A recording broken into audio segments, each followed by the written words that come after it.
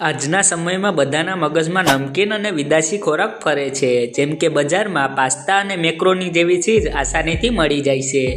પરંતુ શું તમે ક્યારેય વિચાર્યું છે કે જે પાસ્તા અને મેક્રોની તમે શોખથી ખાવશો તે ફેક્ટરીમાં કેવી રીતે બને છે? જો ના ખબર હોય તો આવો દેખાડું પાસ્તા અને મેક્રોની બનવાની સંપૂર્ણ પ્રક્રિયા. તો આવો ચાલુ કરીએ પાસ્તા અને મેક્રોનીની મેકિંગ પ્રોસેસ. ફેક્ટરીમાં પાસ્તા અને મેક્રોની જેવી ફૂડ આઇટમ બનાવવા માટે ખાસ પ્રકારના ઘઉંનો ઉપયોગ કરવામાં આવે છે, જેમ કે ધ્રુમ નામના ઘઉં. આનો લોટ સામાન્ય ઘઉંના લોટની તુલનામાં ખૂબ સારો અને સફેદ હોય છે. સૌ પ્રથમ ઘઉં પાકી ગયા પછી ઘઉંના દાણાને અલગ કરી લેવામાં આવે છે, જેને પીછી લોટના રૂપમાં ફેક્ટરીએ મોકલવામાં આવે છે. આના પછી આ લોટને મોટા બેરલમાં ખાલી કરવામાં આવે છે, જેને ઓટોમેટિક મશીન દ્વારા ગૂંથી લેવામાં આવે છે. આ ગૂંથેલો લોટ ના તો વધુ નરમ હોય છે અને ના તો વધુ કડક હોય છે, કારણ કે કર્મચારીઓ આનું ખાસ ધ્યાન રાખે છે. તમને જણાવી દઉં કે લોટ ગૂંથાતા સમયે આમાં થોડુંક નમક, કુકિંગ ઓઇલ અને સિક્રેટ મસાલો નાખવામાં આવે છે, જેના કારણે પાસ્તા અને મેક્રોની લાંબા સમય સુધી ખરાબ નથી થતા.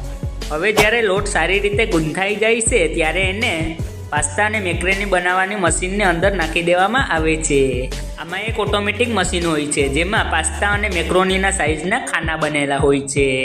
હવે જ્યારે મશીનને ચાલુ કરવામાં આવે છે ત્યારે ગૂંથેલો લોટ પેલા ખાનાને લીધે મેક્રોની અને પાસ્તાનો આકાર લઈ નાના નાના ટુકડામાં બહાર આવવા લાગે છે. એના પછી પાસ્તા અને મેક્રોની એક ફરતા પટ્ટા ઉપરથી ગુજરે છે, જેનું તાપમાન વધુ ગરમ હોય છે.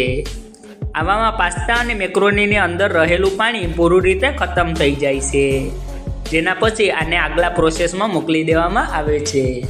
પાસ્તા અને મેક્રોનીને પેકિંગ એરિયામાં મોકલતા પહેલાં આનો ટેસ્ટ થાય છે, જેના પછી જો રિપોર્ટ સામાન્ય હોય તો ઓટોમેટિક મશીન દ્વારા આને અલગ અલગ પ્રકારના પેકેટમાં પેક કરી દેવામાં આવે છે. આના પછી ફેક્ટરીના કર્મચારીઓ આ પેકેટને એક ખોખામાં ભરી દે છે અને ટ્રકમાં પણ ભરી દે છે. તો આ રીતે પાસ્તા અને મેક્રોની ફેક્ટરીથી લઈ દુકાન અને સુપરમાર્કેટ સુધી પહોંચે છે. તો મિત્રો, આશા રાખું છું કે તમને આ વિડીયો પસંદ આવ્યો હશે. કૃપા કરીને લાઇક કરજો. સાથે આવા જ રોચક અને જ્ઞાનથી ભરપૂર વિડીયો જોવા માટે મારી ચેનલને સબસ્ક્રાઈબ કરજો. ધન્યવાદ.